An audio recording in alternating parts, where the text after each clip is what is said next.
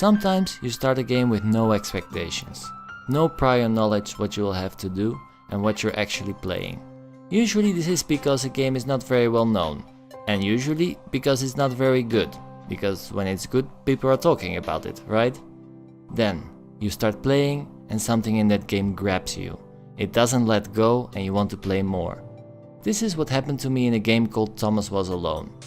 But let's take a few steps back. What is Thomas Was Alone? Well, it's a very simple platform puzzle game that came out on all current and last generation consoles, on the PC and even the mobile platforms.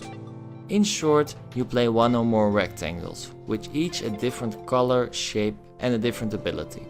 You must reach the end of a level by working together. It's not very hard or groundbreaking. This isn't what makes Thomas Was Alone stand out. No, that is the story, or more particular, the narrator. Every rectangle has a personality, with unique ambitions and fears. For example, the red Thomas is curious and observant by nature, and possesses an average jumping height. Chris is more cynical and orange. He's shorter than Thomas and a worse jumper.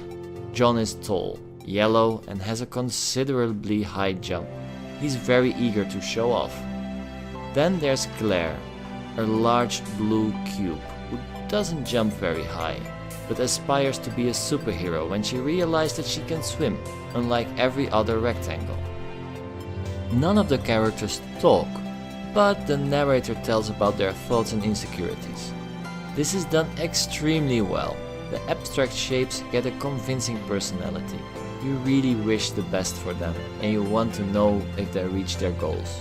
What the exact story is seems to be kept vague intentionally.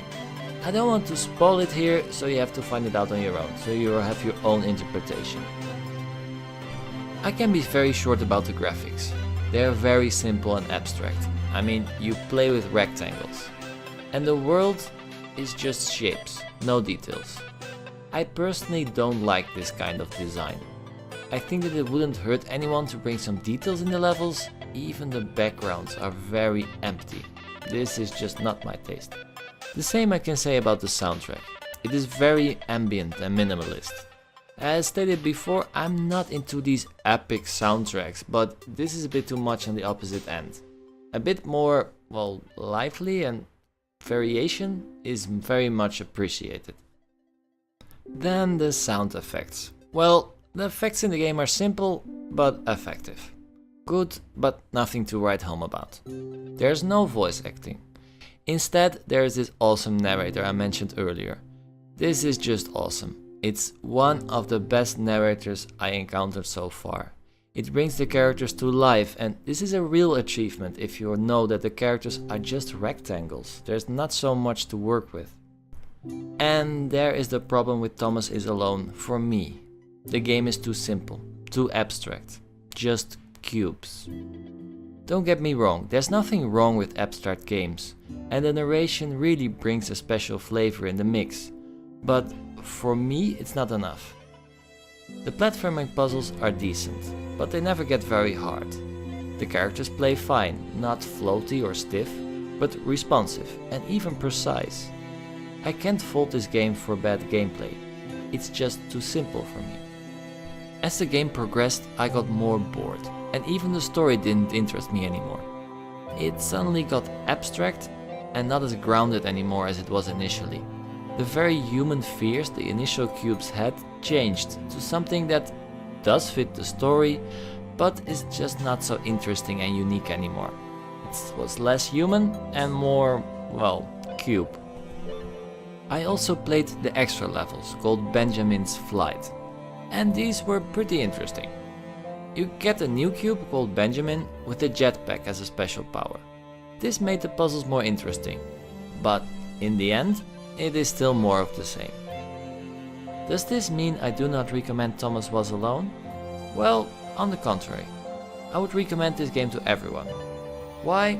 Well, it's a really cheap and well-made game. There are 10 chapters in the base game and each chapter having usually 10 levels, plus 2 chapters in Benjamin's Flight. And more than half of these chapters are definitely worth a playthrough. For just €3 I purchased the base game. plus the extra levels. Really good value. Just do not expect too much. Oh, and don't play this on a powerful console. It's perfect on the go though. So, I would recommend Thomas Was Alone if you like simple puzzle games and if you have some hours to spare. For example, in a train, on an airplane, well, you know what I mean. So, this was my review of Thomas Was Alone, the puzzle game with the most rectangles in gaming. What did you think? Was I too hard about the game? Well, let me know what you think, like, subscribe, and most of all share my videos with your friends. And I hope to see you next time. Bye bye. It was at that moment that Claire realised she had superpowers.